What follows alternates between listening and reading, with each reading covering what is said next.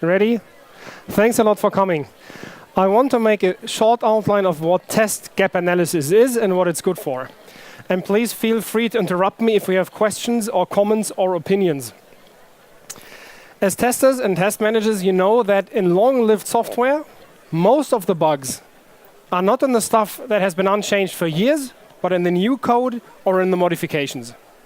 And the basic idea of test gap analysis is to show you which changes and which new code slipped through testing without being tested, so that you can decide if you want to release now or if there's any remaining tests you want to perform before you go into production. And to talk about test gaps, I like to use tree maps as a visualization. The basic idea is very simple. Every rectangle represents a component, and the size of this rectangle here corresponds to the size of the component in lines of code. And this is a business information system written in C#, so there's some components that contain UI base classes and so on. And if we go in deeper now, every small rectangle represents a file. And if I go in even deeper, every tiny rectangle now represents a method of code. So a small unit of code that can be executed.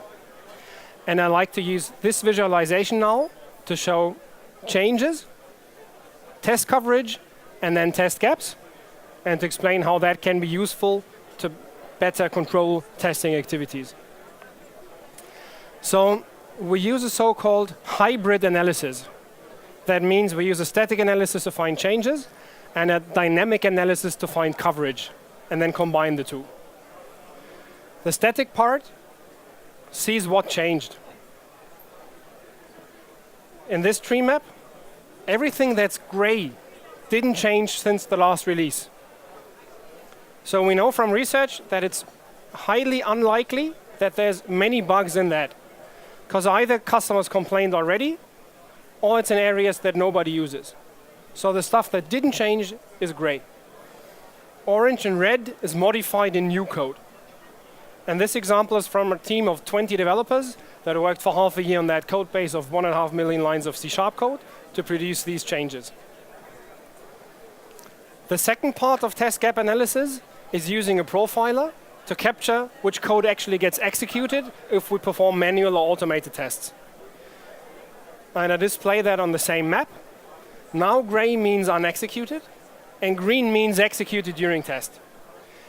And here I have the aggregated information of different test types and different test phases and different test approaches.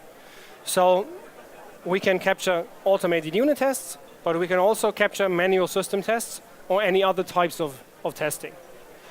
And the interesting bit now is what happens if I combine these two pieces of information. And in this map, the colors mean the following. Gray means unchanged since the last release. The colored code is the new and modified stuff, and only if it's green was it executed during testing. All the orange and red stuff is new and modified code that slipped through unit testing and manual testing entirely unexecuted. So every single bug that's in here, we cannot have found that during testing because we didn't ever execute that. And the goal of test gap analysis is to allow you a conscious decision whether you want to do further testing or whether you want to ship already. And I hope it gets more tangible with more examples. In this system, we discussed what happened here with the teams. And the fundamental communication error they had was that development was done by one team and testing was done by another team. And the testing team had not been communicated all the test cases. They had mainly been given regression test cases. And so it's unsurprising that they didn't test the new functionality. What this team then did was do another test phase before they released, and they did explorative testing. So they had end users and requirement engineers and so on test for 3 weeks, a couple of hundred test sessions. And this is the aggregated picture we got then. So you see at first glance that there's less big red areas, but there's still some areas on your right-hand side where there's new or modified code which was not tested. And we spoke with the developers and testers, and in some areas it was okay. For example, there was functionality that was not yet reachable. Fine, if there's a bug in there, it can't harm. Or there was dead code that was no longer accessible. From a development point of view, it should be deleted. From a testing point of view, it's not a problem if it's broken right now, because it can't be executed. But there were some areas which were critical, and which were missed during explorative testing, and which were then tested before it was released. My goal is not to have 100% change coverage as a goal in itself. My goal is only to allow a conscious decision whether you want to ship or not with test gap analysis.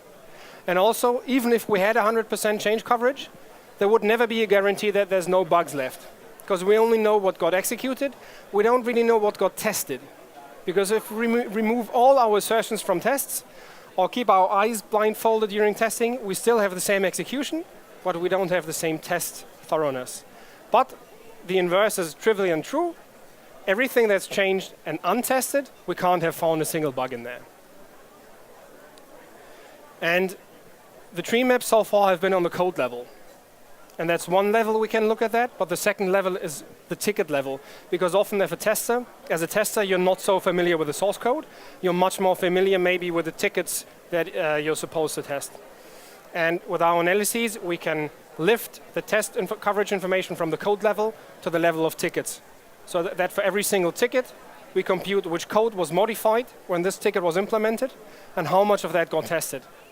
So that you can then prioritize the tickets based on their severity, and make sure that at least the most important tickets got tested thoroughly. We have a booth over there. My colleague Andreas and I are there to answer questions. But if you have further questions, I'm happy to answer them now. Thanks for the attention. Any questions, comments?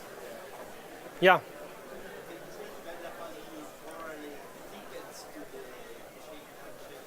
Yes. We connect to the version control system, and we connect to the issue tracker. And many teams, when they commit a change as a developer, they say which ticket this change belongs to, like the issue number. And we can crawl all of that information, and thus determine all the methods that were touched in the context of the implementation of a ticket. And that's what we do underneath the hood.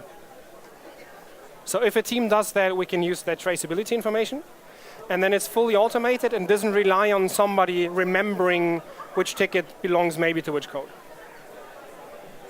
Thanks for the question. Thanks.